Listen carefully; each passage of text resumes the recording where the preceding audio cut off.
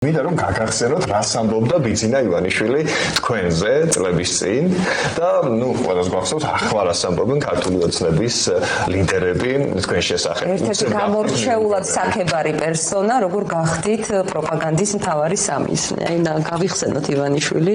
ცდილობენ დაადანაშაულონ ქალბატონი მოღალატე ეძახონ მას. არა ქართველიც ეძახონ. ქალბატონს რომელიც დაიბადა საფრანგეთში, რომლის მამამ ზურაბიშვილმა მოქალაქეობაზე საფრანგეთის მოქალაქეობაზე თქვა უარი, იმიტომ რომ ქართული არ დაეტოვებინა.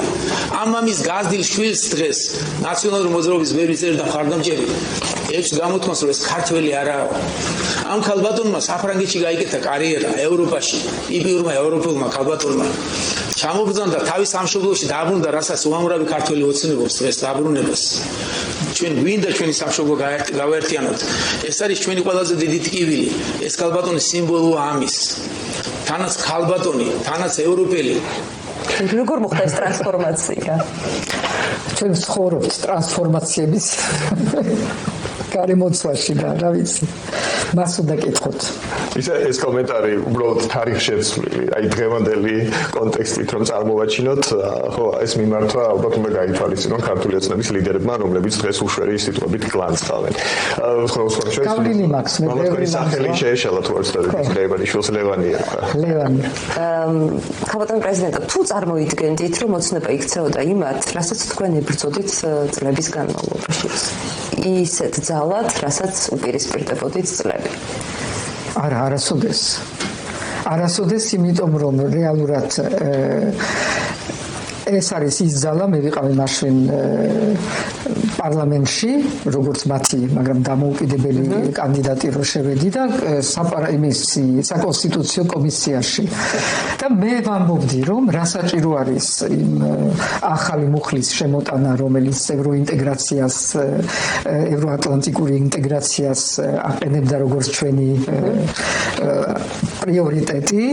მე ვამბობდი, რომ ეს ისედაც ასე არის, რა გვინდა რომ ჩავწეროთ კონსტიტუციაში ცოტა მეუცნაურებოდა. 70 მოხდეო. იმდენად იყვნენ პროევროპელები, პროდასავლური ყველანაირად და ეს იყო იმან რაც გააპირობა ჩემი მათთან ერთად და დათანხმება იმაზე, რომ ისინი ყოფილიყვნენ ჩემი წამდგენელები.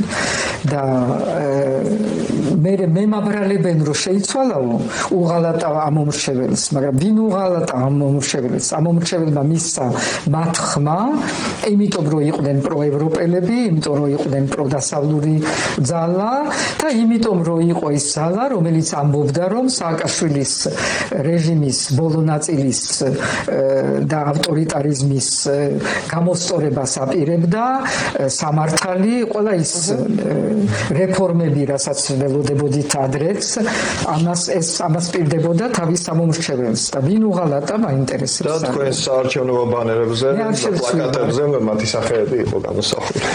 ხო, ეს იყო ბევრი არის სათქმელი, ოდესღაც რაღაცას დავწერე არჩევნებზე ძალიან საინტერესო მომენტები იყო, მაგრამ ამისთვის დრო არ დაველოდებით მემუარებს.